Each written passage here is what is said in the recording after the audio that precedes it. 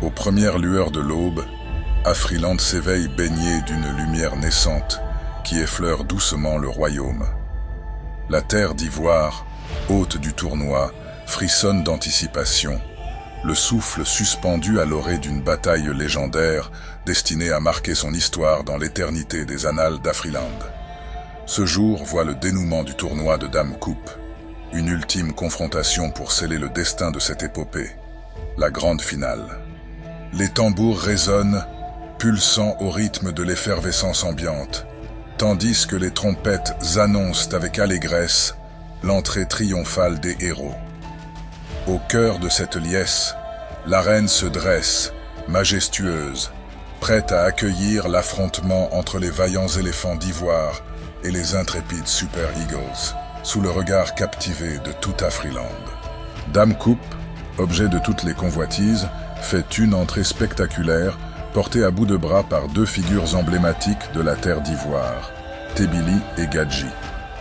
Ces deux guerriers légendaires, ayant autrefois mené avec bravoure la tribu des éléphants d'ivoire, incarnent le glorieux passé et le présent vibrant du royaume.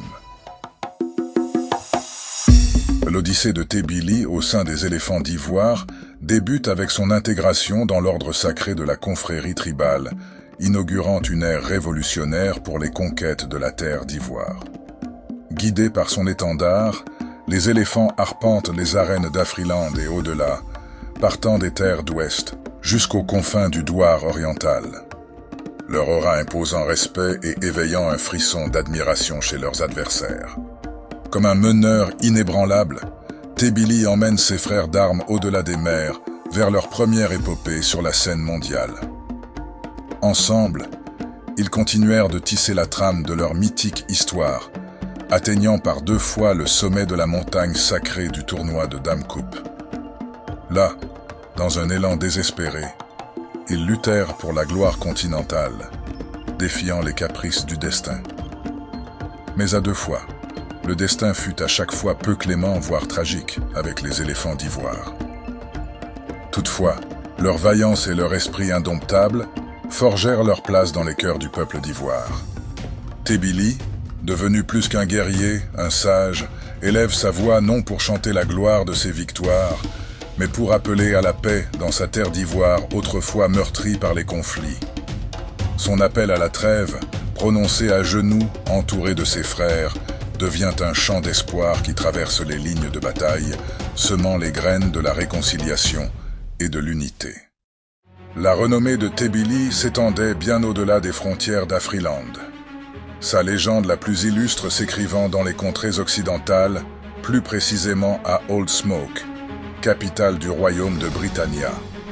Là, au sein du bataillon bleu des retraités, connu sous le nom de The Pensioners, et sous les éclats scintillants de Stamford Arena, Tebili transcendait sa condition de guerrier pour devenir une véritable icône, un meneur d'hommes, un héros célébré, et portant très haut l'étendard de sa tribu d'origine, la terre d'ivoire. Ses offensives se muaient en véritables œuvres d'art, tissant sur la toile du jeu des victoires en cascade, propulsant le bataillon bleu vers des succès légendaires. Êtes-vous captivé par Afriland et la légende de Dame Coupe? Voulez-vous explorer encore plus cette saga épique? Soutenez notre projet de livres illustrés pour enfants en réservant dès à présent les premiers volumes des 3 tomes sur la nouvelle équipe.ci/Afriland. Profitez d'un tarif spécial de précommande de 3000 francs CFA payables uniquement lors de leur sortie. Ne manquez pas cette aventure extraordinaire. Lorsque Tebili annonça la fin de son odyssée avec les éléphants, c'est une page de l'histoire qui se tourna, mais son héritage, tissé de courage, de leadership et d'une flamme patriotique inextinguible, demeure éternelle dans l'annale de la terre d'ivoire et dans tout Afriland. Parallèlement, Gadji, illustre guerrier de l'époque dorée plus ancienne des éléphants d'ivoire, a marqué son temps par des actes de bravoure qui ont unifié la nation sous le signe de la victoire, remportant pour la première fois de l'histoire de la Côte d'Ivoire le tournoi de Dame Coupe dans les territoires de l'Espérance, dans la Teranga. Après avoir rangé son armure, Gadji a pris la harpe du troubadour. Ces chants célébrant avec éloquence la terre, l'amour et la fidélité à la patrie.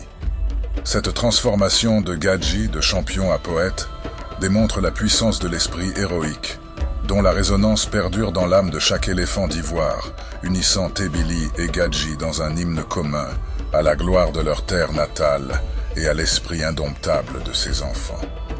Leur chemin, bien que différent, était lié par un amour inébranlable pour leur tribu.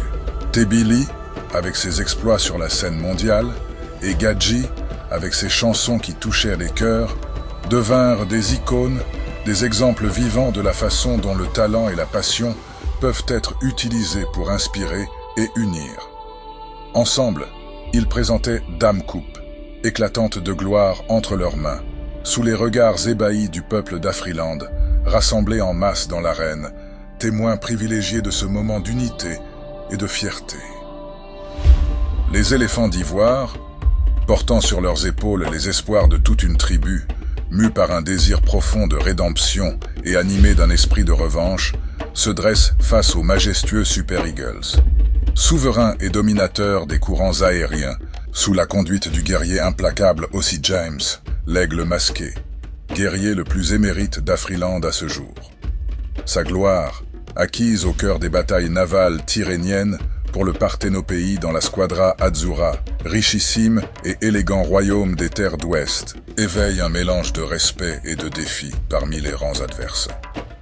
Les éléphants, loin d'être intimidés par la renommée de leur adversaire, sont emplis d'une soif de revanche, brûlant de rendre hommage à leur tribu qui leur a donné cette seconde chance, mais surtout honorer dignement l'excellence de l'organisation de cette édition sur la terre d'espérance et d'hospitalité. L'ensemble des contrées d'Afriland et au-delà, partant des terres d'Ouest au territoire du Douar oriental, s'accordent à dire que les efforts déployés dans l'organisation ont tenu la promesse d'un tournoi mémorable. Cette édition, acclamée de tous comme la plus réussie à ce jour, est le résultat du dévouement sans faille d'un royaume uni sous la direction éclairée de son souverain. Sa Majesté Albois, premier du nom, dit Boua le bâtisseur, grand artisan de cette réussite organisationnelle. Au sein de cette mosaïque qu'est la terre d'Ivoire, un personnage se distingue par sa stature et son aura. Un pilier de sagesse et de leadership, Sa Majesté Albois, premier du nom, grand chef de la tribu d'Ivoire. Alboua, enfant de terre fertile, nourri par les vents septentrionaux de la tribu, son esprit façonné dès l'enfance par les vertus de la connaissance et le serment de servir sa communauté, l'a porté, tel un aigle, des confins de sa modeste genèse jusqu'au sommet de la chefferie.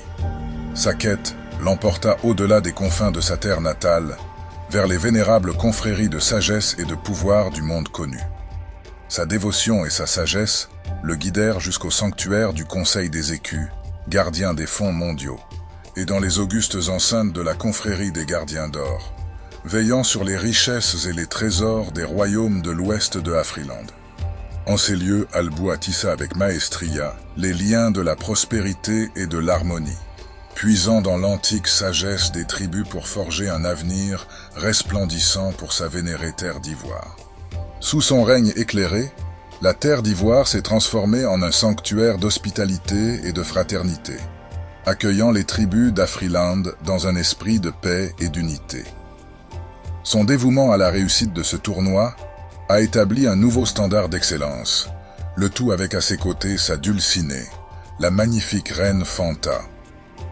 La reine Fanta, compagne de l'illustre chef de la tribu des éléphants d'Ivoire, Alboua, d'une grâce et d'une compassion qui illuminaient la tribu, telle la lueur d'une étoile veillant sur le sommeil des enfants. Née dans les lointaines contrées de la Gaule, dans les terres d'Ouest, elle tissa des liens indéfectibles avec la terre d'Ivoire, son âme sœur choisie, son refuge, sa patrie de cœur. Animée d'une passion ardente pour la guérison des cœurs et des corps, elle dédia son existence à l'épanouissement des plus jeunes, les fleurs les plus délicates de la tribu. À travers sa fondation, le sanctuaire des enfants d'Afriland, qu'elle guidait avec une main tendre et ferme, la reine Fanta œuvrait sans relâche pour tisser un avenir où chaque enfant pourrait s'épanouir sous le bienveillant regard des ancêtres. Sa beauté qui transcendait le voile du visible se révélait dans chaque geste de générosité, dans chaque sourire offert aux âmes en peine, faisant d'elle non seulement le joyau de la terre d'ivoire, mais aussi une lumière rayonnante d'espoir et de bonté à travers tout Afriland. Son valeureux époux, Al-Boua, visionnaire et gardien de l'unité de la terre d'ivoire, convoqua ses plus fidèles conseillers, Mambé, la main du chef, et le grand maître Amichia, pour entamer une quête grandiose en préparation de l'organisation de cette édition du tournoi de Dame Coupe. Lord Mambé, main du roi, en stratège émérite, orchestrait l'harmonie de cette entreprise, tandis que maître Amichia, soufflant l'esprit de la compétition à travers le royaume, préparait le sol pour une célébration qui entrerait dans l'annale des temps. Ensemble, ils embrassèrent une odyssée de transformation, élevant 6 grandes arènes dignes des légendes que sont l'arène Al-Boua d'Ebimpe, épicentre du tournoi, majestueuse et imposante forteresse d'architecture, l'arène Poku de San Pedro, bercée par le murmure des vagues, l'arène de Yacro, pulsation vibrante de la capitale, l'arène de la paix, refuge de l'âme du pays, l'arène du Poro, le trésor du septentrion, et enfin l'arène Boigny de Babisud, hommage à feu Nanan Diaboigny, patriarche de la tribu. Sous l'égide de sa majesté Al-Boua, ces bastions se dressèrent tels des sentinelles de pierre, accueillant les épopées du tournoi de Dame Coupe. Alors que l'arène Al-Boua d'Ebimpe résonnait encore de l'effervescence de son édification, le souffle du destin s'apprêtait à tester son écho dans le fracas de l'ultime confrontation de ce grand tournoi. À l'entame, un silence lourd d'anticipation descend sur l'arène battant des partisans des éléphants d'ivoire. Les tactiques ingénieuses de Maître Faé, qui jusqu'alors avaient repoussé les vagues furieuses des Super Eagles, sont mises à l'épreuve quand Igwe Ekong, chef du bataillon des Aigles, avec une ruse digne des contes anciens, déjoue les défenses ivoiriennes, portant un coup d'une force inouïe aux vaillants éléphants. Le souffle est coupé, l'écho du choc se répercutant dans l'âme de chaque spectateur. Est-ce là l'instant où le destin de Maître Faé, chanté à travers Afriland, serait remis en question? Dans les annales d'Afriland, au cœur des récits épiques qui tissent le destin de ces tribus, l'histoire d'Hermès Faé, le maître inattendu des éléphants d'ivoire, brille d'un éclat particulier. Ce conte commence par un tournant aussi abrupt qu'inattendu. Lorsque le vénérable maître Gas l'Ancien, venu spécialement des terres d'Ouest, nommé gardien des stratégies et des rêves des éléphants d'ivoire, s'éclipse soudainement après le revers Nzalang, laissant derrière lui un héritage lourd de défis et d'incertitudes. Maître Faé, alors un humble disciple dans l'ombre de Gas l'Ancien, se trouve propulsé au devant de la scène. Une couronne de responsabilité posée sur une tête peu habituée à tant d'attention. Inexpérimenté certes, mais armé d'une connaissance intime du cœur et de l'esprit des éléphants, il accepte son destin avec une gravité empreinte d'espoir. Sous la guidance de Maître Faé, une métamorphose s'opère. L'inexpérience, loin d'être un fardeau, devient une toile vierge sur laquelle de nouvelles stratégies prennent forme, insufflant aux éléphants une vigueur renouvelée. Chaque match, un pas de plus vers l'inimaginable, un triomphe arraché des griffes du désespoir, forge la légende de Maître Faé, le maître inattendu dont le nom résonne désormais, avec respect et admiration, dans les cœurs des Afrilandais. Ainsi, la surprise et l'émerveillement entourent le chemin des éléphants, sous la houlette de Maître Faé. Un voyage qui transcende le simple jeu pour toucher à l'essence même de ce que signifie être uni face à l'adversité. Entre les murmures des anciens et les rires des enfants, l'histoire de Maître Faé, le maître inattendu des éléphants d'ivoire, racontée et célébrée comme un hymne à la persévérance, à la surprise et à la magie du destin, n'a pas encore sonné la fin. Sous l'impulsion et le charisme que communique Maître Faé, l'esprit des éléphants, loin d'être brisé, se rallume. Portés par les encouragements vibrants de toute leur terre, les éléphants d'ivoire trouvèrent la force de se relever. Simo et Diakoum, jeunes guerriers audacieux, rallument le feu de la résistance avec une vigueur renouvelée, comme face aux aigles du Maliba. Ils animèrent avec bravoure les offensives contre les Super Eagles, peu à peu terrorisés dans la bataille. Alors, dans un élan de force ancestrale, Teddy l'Assoiffé et Kess, vétérans aguerris de la troupe, se levèrent. Leur puissance, comme un torrent déchaîné, submergea les défenses des Super Eagles. La tactique, l'expérience et une soif inextinguible de victoire transformèrent la bataille. Les éléphants, dans un tourbillon de force et de détermination, renversèrent le cours du combat. La victoire, quand elle vient, est explosive. Les éléphants d'ivoire s'imposent comme les nouveaux gardiens de Dame Coupe sous les acclamations d'un continent en liesse. Afriland tout entier se prosterne devant leur grandeur, reconnaissant la main divine dans ce triomphe miraculeux. Pour une énième fois, le coup du marteau a retenti. Tout Afriland crie « Jour de fête !» du talentueux et grand forgeron Tams. Tams, dans son atelier illuminé par les flammes de la créativité et de la passion, travaille avec une détermination inébranlable. Chaque frappe de son marteau sur l'enclume rythme les battements de cœur d'Afriland, transformant le fer brut en une mélodie de victoire. Ce coup du marteau n'est pas seulement entendu, il est ressenti, vibré, vécu. C'est l'écho de chaque victoire, le son de chaque défi relevé. À chaque résonance du marteau, un élan de courage et de fierté se propage à travers les tribus d'Afriland, unifiant les cœurs sous la bannière de la joie collective. Ce n'est plus simplement un hymne, mais une célébration de chaque moment où la force et la volonté d'Afriland triomphent. Avec son marteau légendaire, il a forgé bien plus qu'un simple métal. Il a façonné un hymne qui résonne dans l'âme de chaque habitant, symbole de triomphe et d'unité. Le coup du marteau de Tams est devenu le chant de ralliement des stades, où les joueurs puisent dans sa force pour transcender leurs limites. Les supporters, portés par sa cadence, se lèvent comme un seul homme, leur voix fusionnant dans un puissant crescendo d'unité et de fraternité. La légende de Tams et de son coup du marteau s'étend bien au-delà des forges et des terrains de jeu, touchant le cœur de chaque individu qui a partagé la joie d'une victoire ou le frisson d'une bataille bien menée. Ce n'est plus seulement l'œuvre d'un homme, mais le patrimoine d'une tribu, un hymne tissé dans le grand tapis de l'histoire d'Afriland.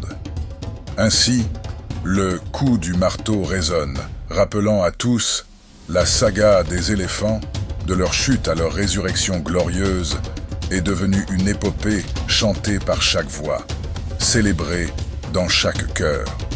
Leur histoire est une métaphore de la vie elle-même, pleine de rebondissements, de défis et de rédemption. Désormais, les éléphants d'ivoire, vainqueurs devant les Super Eagles, se dressent fiers, nouveaux gardiens vénérés de Dame Coupe, symbole de la paix et de l'unité de Afriland. Au moment solennel du couronnement, Adebayo, le sage épervier, jadis vaillant parmi les souverains des vents, et dont les exploits ornent les annales d'Afriland, s'est vu confier une quête sacrée. Malgré les marques du temps, son esprit demeure vif et sa mission claire, porter Dame Coupe, éclat de paix et d'unité à travers les cieux. Son vol majestueux vers le trône, où les éléphants d'ivoire s'apprêtent à être couronnés nouveaux gardiens de l'harmonie d'Afriland, annonce une ère nouvelle, succédant au règne mémorable des lions de la Teranga. Ainsi s'accomplit la destinée des nobles éléphants d'ivoire, désormais détenteurs de Dame Coupe, élevés au rang de gardiens du sacre de la paix ancestrale d'Afriland. Triomphants, ils brandissent le trophée sous le scintillement des étoiles, témoins éternels de leur gloire retrouvée. La coupe s'élevant comme un phare de victoire dans la nuit, célébrant l'unité et l'harmonie retrouvées sous les auspices de la voûte céleste. N'oubliez pas, vous pouvez soutenir notre projet de livres illustrés pour enfants en réservant dès à présent les premiers volumes des 3 tomes sur la nouvelle équipe.ci/Afriland. Profitez d'un tarif spécial de précommande de 3000 francs CFA, payable uniquement lors de leur sortie. À très bientôt pour une nouvelle aventure extraordinaire. Dans le sillage de cette victoire éclatante des éléphants, c'est aussi Alboua qui est célébré. Sa vision, son leadership et sa capacité à unir les peuples dans la diversité sont reconnus et respectés.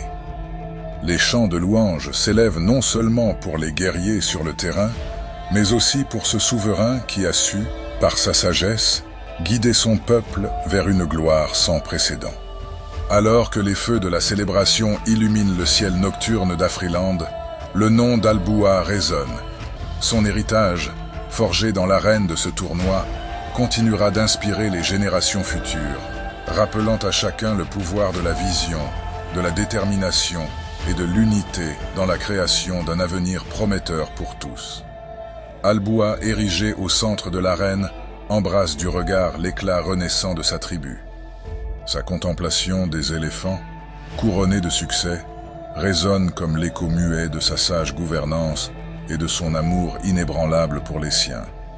Sa main, ayant tissé les fils de cette célébration avec une précision d'orfèvre, de l'accueil des alliés aux cérémonies d'inauguration, a façonné un tournoi gravé dans les mémoires. Son œuvre, bien au-delà de la simple tenue des joutes, a tissé dans l'âme de chacun, spectateur ou héros, le sentiment profond d'être une part de la grande mosaïque d'Afriland. Au cœur de la nuit, alors que les célébrations illuminent les ténèbres et que les étoiles montent la garde sur Afriland, le royaume tout entier palpite d'une satisfaction profonde, celle d'une épopée magnifiquement narrée. Dans l'air flotte la promesse d'une nouvelle aventure, celle qui mènera les cœurs et les esprits vers les sommets majestueux des montagnes de l'Atlas, prélude d'un nouveau chapitre à écrire dans le grand livre des légendes d'Afriland. Ainsi se termine le chapitre de Dame Coupe, non comme une fin, mais comme le début d'une nouvelle aventure dans le cœur battant d'Afriland, où chaque écho de triomphe, chaque larme versée, tisse la riche étoffe de son histoire sans fin.